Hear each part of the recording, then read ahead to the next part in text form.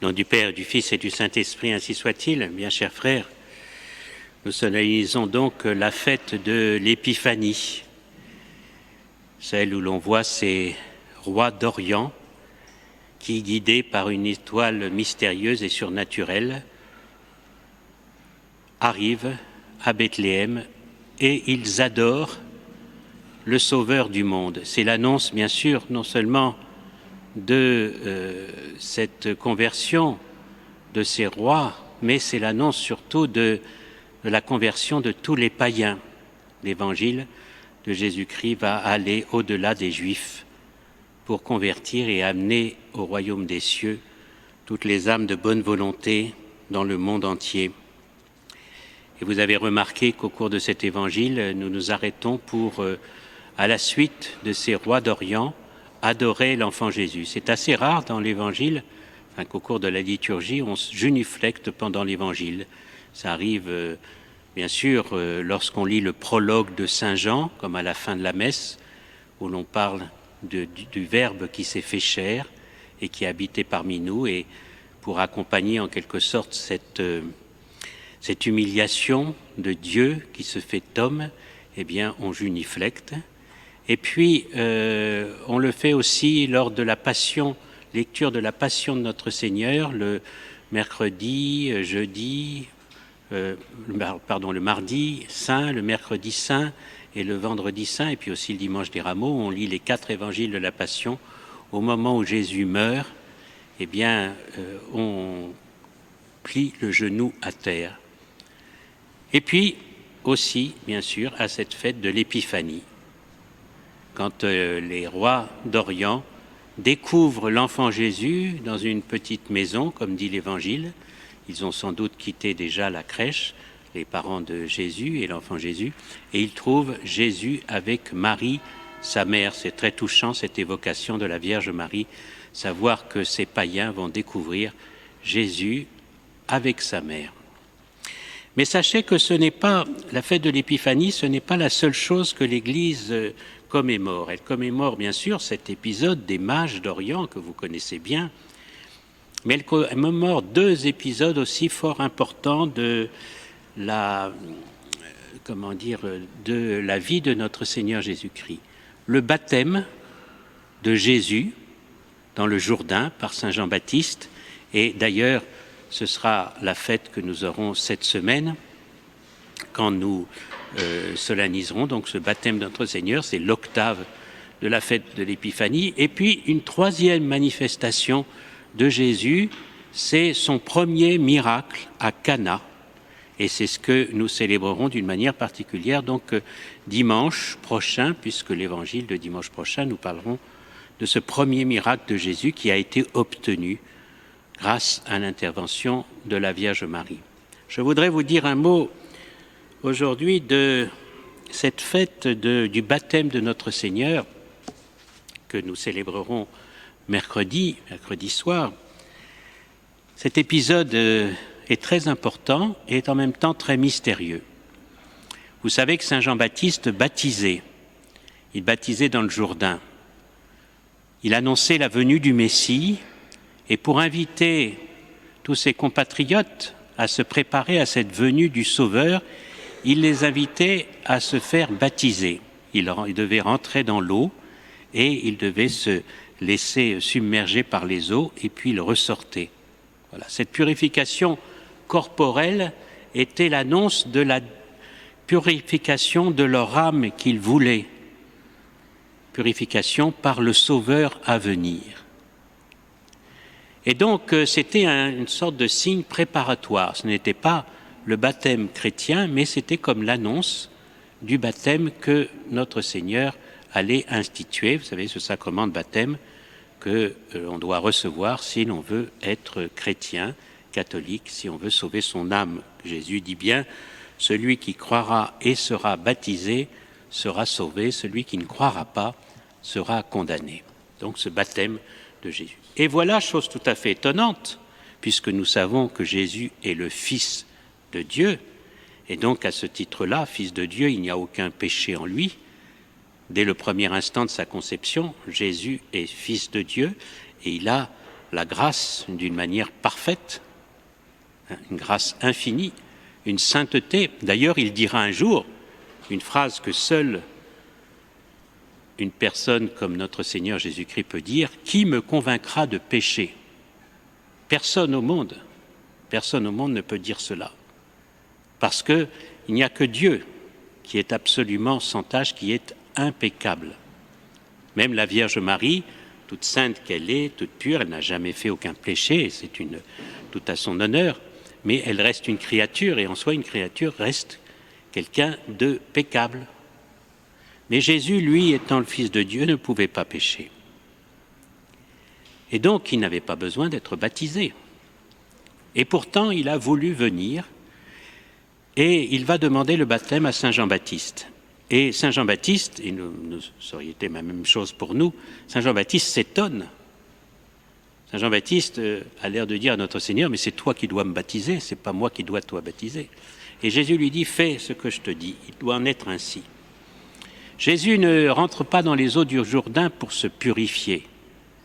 Il n'a pas besoin de se purifier. Mais il accomplit ce rite pour manifester ce que va être le baptême chrétien. Pour se mettre au rang des pécheurs. Tous ceux qui se faisaient baptiser par Saint Jean-Baptiste se reconnaissaient pécheurs. Et c'est pour ça qu'ils allaient s'immerger dans l'eau en disant: « Nous attendons le Christ pour qu'il nous purifie. » De même que toute personne qui va recevoir le baptême chrétien doit se reconnaître pécheur, doit avoir la contrition de ses fautes, d'être loin de Dieu. Jésus, lui, est la sainteté même. Mais tout en étant la sainteté même, et c'est, je dirais, le comble de la beauté de ce mystère de l'incarnation, Jésus veut se mettre au même rang que les pécheurs, se mettre au milieu des pécheurs, parce qu'il vient souffrir, il vient réparer les fautes des hommes, ses frères. Et donc Jésus s'immerge. Et là, il va y avoir quelque chose d'exceptionnel, c'est que quand Jésus va ressortir de l'eau, il va y avoir une manifestation de Dieu. Manifestation de Dieu. Au moment où Jésus sort de l'eau, on entend une voix dans le ciel. C'est la voix de Dieu le Père. « Celui-ci est mon Fils bien-aimé, écoutez-le.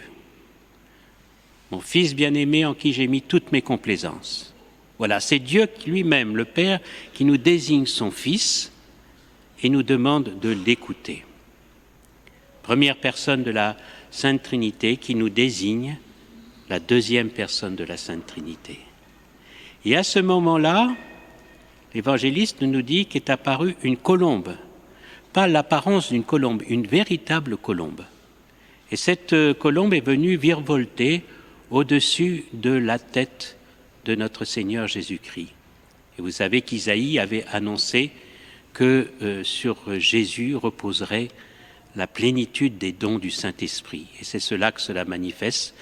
Le Saint-Esprit a suscité cette colombe pour se manifester, pour manifester qu'en lui reposait l'Esprit Saint de Dieu. La colombe, vous le savez, dans l'Ancien Testament, a eu un rôle important à la fin du déluge, quand l'humanité a été détruite à cause de ses péchés innombrables et que seul un petit nombre, Noé, dans son arche, a pu être sauvé. Quand les eaux ont commencé à descendre, ce qui a annoncé la fin du châtiment, la paix retrouvée avec Dieu, ça a été la venue d'une colombe qui portait un rameau d'olivier. C'est devenu le symbole de la paix. Eh bien, cette colombe du Saint-Esprit qui est au-dessus de Jésus au moment de ce baptême annonce la paix, annonce la fin du châtiment. Jésus-Christ, c'est la fin du châtiment. Il rétablit l'amitié entre Dieu et les hommes. Et plus que rétablir l'amitié, il va établir entre Dieu et les hommes une paternité et une filiation. C'est-à-dire tout homme qui sera baptisé deviendra véritablement fils de Dieu, certes par adoption, alors que le Christ l'est par nature, mais il devra véritablement fils de Dieu, enfant de Dieu, non pas une simple créature, mais une créature qui est élevée à la dignité d'enfants de Dieu. Et ça annonce bien sûr toutes ces grâces qu'on reçoit par le baptême. Le baptême efface en nous le péché originel et établit en nous le caractère de chrétien, et nous devenons par la grâce enfants de Dieu. Nous recevons la grâce sanctifiante qui surélève notre âme, et nous recevons la foi, l'espérance et la charité. Ces vertus qui nous font vivre comme Dieu vit, qui nous font croire ce que Dieu voit, espérer ce que Dieu possède et aimer ce que Dieu aime.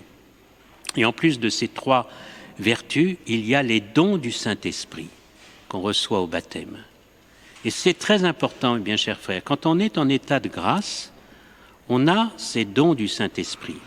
Pour être en état de grâce, eh bien, il suffit de ne plus avoir de péché sur la conscience, c'est-à-dire si on en a, de les avoir confessés ou d'en avoir obtenu le pardon, et puis d'avoir cette volonté ferme d'obéir à tous les commandements de Dieu. C'est cela, l'état de grâce, qui nous met dans la charité de Dieu. Cet état de grâce nous donne en même temps donc les 7 dons du Saint-Esprit. On compare souvent ces dons du Saint-Esprit au voile d'un bateau. Et ces dons du Saint-Esprit sont là pour recevoir les motions, les inspirations, le souffle du Saint-Esprit. Et ces dons sont spécialement importants parce que, pour le chrétien, parce que les dons du Saint-Esprit nous aident à agir comme Dieu agit lui-même, nous voir les choses comme Dieu les voit. Et c'est important spécialement, bien chers frères, dans le monde dans lequel nous vivons, monde qui est anti-chrétien, cela a toujours été, mais il l'est particulièrement, un monde de désordre, de confusion, on ne sait plus croire, on ne comprend plus les événements qui se passent, nous sommes dirigés par des gens qui détruisent même la plus élémentaire loi naturelle, et cela à tous les niveaux des pays de notre terre.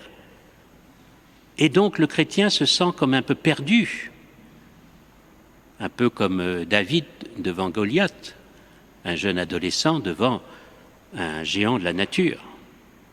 Eh bien, les dons du Saint-Esprit vont nous aider à discerner ces erreurs diaboliques, à les mettre de côté, à savoir agir devant tout ce qu'on nous propose, avec toutes ces propositions contradictoires. On nous ment, on nous dit des demi-vérités.